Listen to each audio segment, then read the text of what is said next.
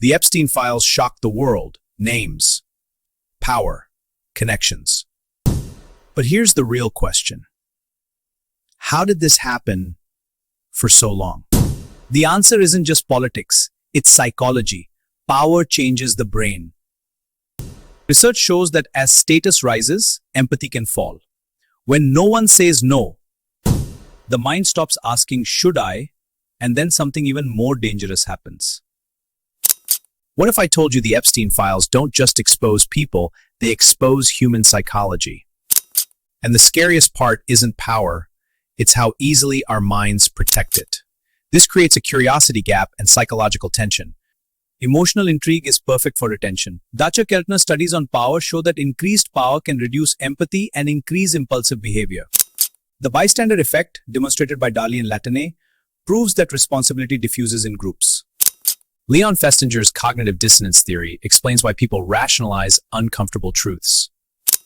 This isn't conspiracy, it's behavioral science, and behavioral science explains how systems protect themselves. Hello and welcome to USA Mindfolk. I am Dr. Mindfolk and you are watching USA Mindfolk. So let's move on to today's topic.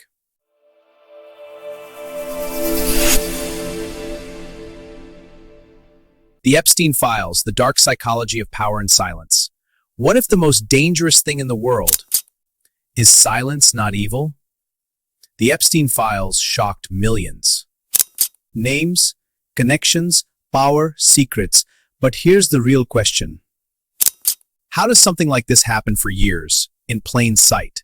The answer isn't just politics. It's psychology. Jeffrey Epstein didn't just build wealth. He built psychological protection because power changes behavior.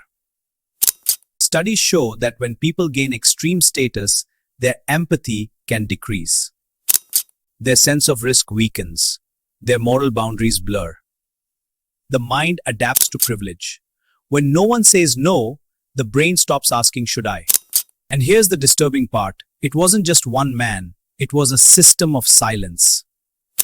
Psychology calls this the bystander effect. When many people know something is wrong, responsibility spreads.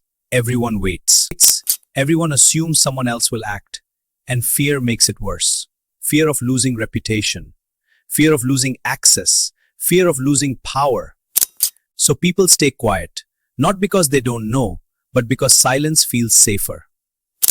Then comes cognitive dissonance. When someone looks powerful, respected, elite, our brain resists believing they could be dangerous. So we rationalize, there must be more to the story.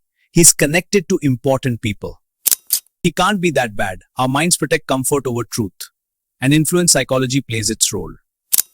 Luxury, fame, elite networks. When high-status individuals surround someone, our brain sees credibility. We confuse association with morality, but power does not equal goodness, and wealth does not equal character. The Epstein files are not just about one scandal. They reveal something deeper about human behavior.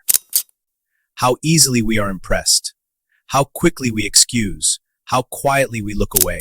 And that's why this matters, because this psychology isn't limited to elites. It happens in offices, in families, in friend groups. Wherever power exists without accountability, risk grows. But awareness changes everything. When you understand power psychology, you stop being hypnotized by status. You question more, you observe more, you think independently. The real lesson? Silence protects power, or awareness protects people. And psychology helps us see what's hidden in plain sight. Stay aware, stay curious, and never let status silence your judgment.